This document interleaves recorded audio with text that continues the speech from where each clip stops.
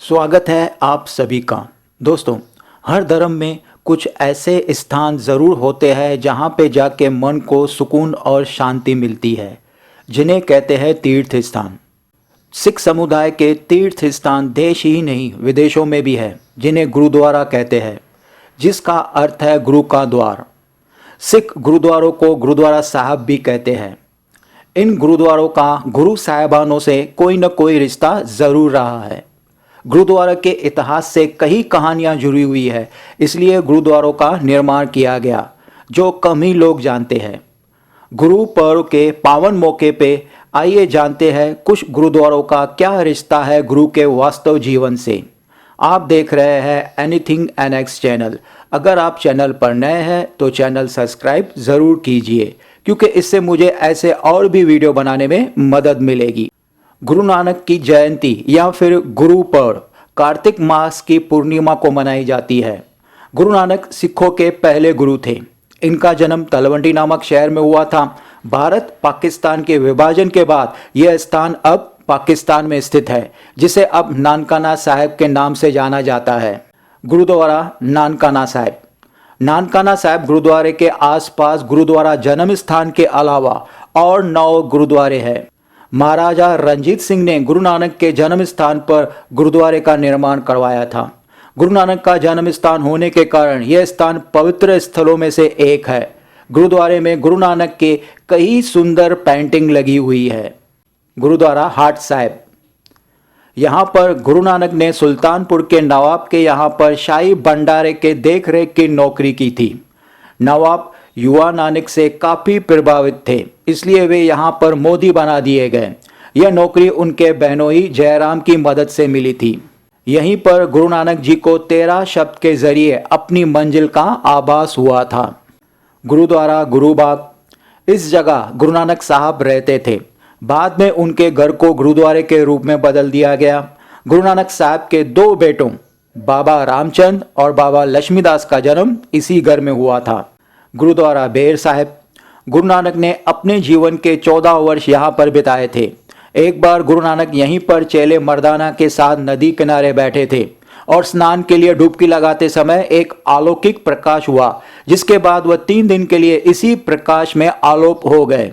इस दौरान उन्हें ज्ञान की प्राप्ति हुई। सभी लोग उन्हें डूबा हुआ समझ रहे थे, लेकिन वे वापस लौटे तो उन्होंने कहा, एक ओंकार सतनाम। गुरु नानक ने वहां पे एक बेर का बीज बोया, जो आज बहुत बड़ा वृक्ष बन चुका है। इस गुरुद्वारे का नाम यहाँ पर लगे बेर के पेड़ के आधार पर रखा गया। गुरुद्वारा कोठी या कोठरी साहिब। यहाँ बाबा नानक के ज़माने में जेल हुआ करता था। कपूरथला के नवाब ने हिसाब किताब में गड़बड़ी का झूठा इल्ज़ाम लगाकर नानक को जेल में डाल दिया था, लेकिन अपनी गलती का एहसास होने पर उन्होंने गुरु नानक से माफ़ी मांगी। साथ ही नवाब ने उन्हें सुल्तानपुर का प्रधान घोषित करने की इच्छा प्रकट की, लेकिन नानक साहब ने इससे इनकार कर दिया।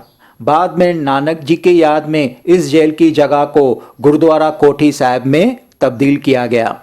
क्यों दोस्तों, वीडियो इंटरेस्टिंग है ना? ये बातें शायद आपको नहीं पता थी, तो एक लाइक तो बनता है, तो जल्दी से वीडियो को लाइक कर दीजिए। गुरुद्वारा कंद साहिब।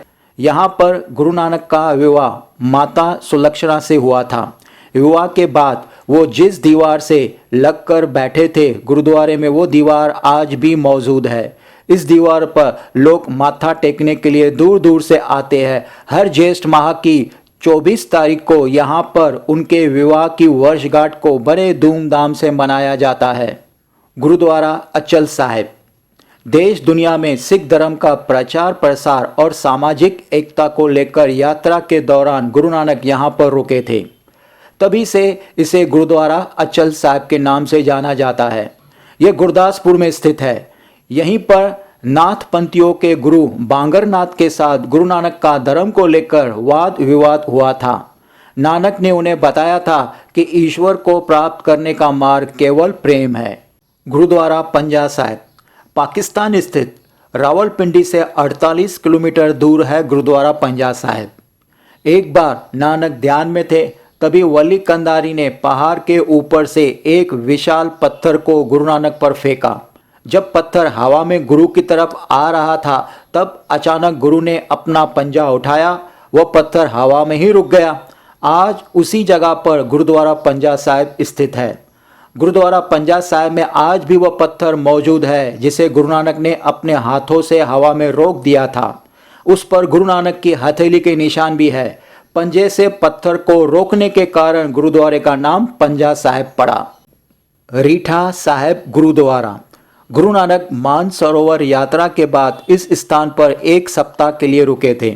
जब गुरु नानक प्रवचन कर रहे थे तभी उनके चेले मर्दाना को भूख लगी। गुरु नानक ने सामने खड़े रीठे के पेड़ से फल खाने को कहा।